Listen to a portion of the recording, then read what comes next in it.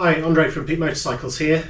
This is going to be a really short video and it's very specific to BMW R1250GS and I guess any of BMW's other bikes that have a keyless system on them. So on my bike, the keyless does the fuel cap and the ignition. This key fob has to be on me or somewhere near the bike, otherwise things won't turn on. I do get a dummy key which I can use under the seat in the event that the battery in this fails, but it is a bit of a pain to use. And just recently I've had the message coming up on the dash when I start the bike up saying that the battery in this is getting low and it needs to be replaced. So this really quick video is just to show you how to do that. I know this sounds kind of obvious and I'm sure there's other videos out there, but I had a quick look and it took me a couple of minutes to find it. And the problem with these keys is they're really expensive. You know, you only get one when you get the bike. So before I started sticking screwdrivers into it to try and work out which bit would open, I thought it would be useful to know exactly where I should be pulling. Turns out you don't need screwdrivers at all.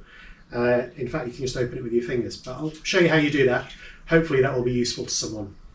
To show you what it looks like and how you clear it when it comes up. I'm sure if this has happened to you, I'm sure you'll have seen it. You literally turn the bike on and it just comes up on the screen once you get the pretty graphic. In any sec, there we go, and it tells you that.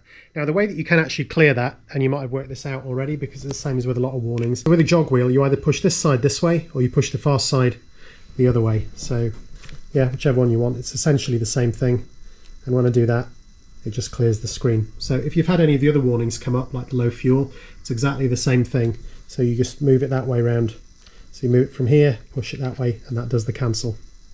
Right, then I'll show you how you replace this battery. So just to show you how simple this is, because I thought, you can see there's like kind of two panels there. Maybe there'll be something, some little tab somewhere in there, but there's nothing. It's literally just that. And you can just pull that cover off from there. That's it. So I thought maybe this would be threaded through and would stop that from coming off. Literally, you can just pick the key up and flick that up and then off it comes.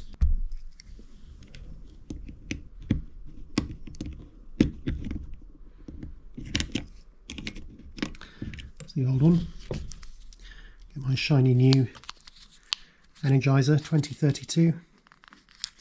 Try not to touch it, just mainly because I've got slightly greasy fingers and that's never ideal.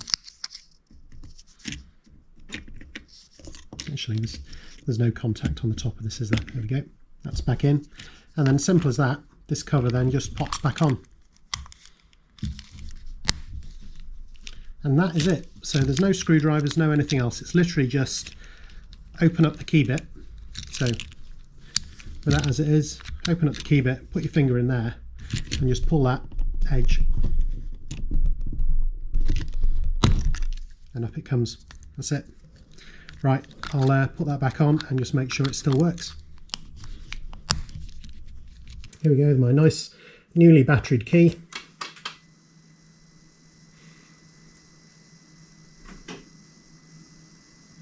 Just like new. That's it. That's my very quick video on how to replace the battery in the keyless key fob for the BMW R1250GS in my case, but anyone else that's got a key that's the same as this, I'm sure it's exactly the same. So yeah, it's one lithium battery. It's a CR2032 is the type of battery you need. Just open it with your fingers, take the old one out, put the new one in, job done. I know that seems really obvious, but honestly when I looked at this I thought maybe I have to take the key ring out, maybe there's a certain tab you have to push, is there a screw somewhere you have to take out, but no, it's as simple as I showed it. So I hope that was interesting and useful. If it was, maybe I'll see you next time. Thanks for watching.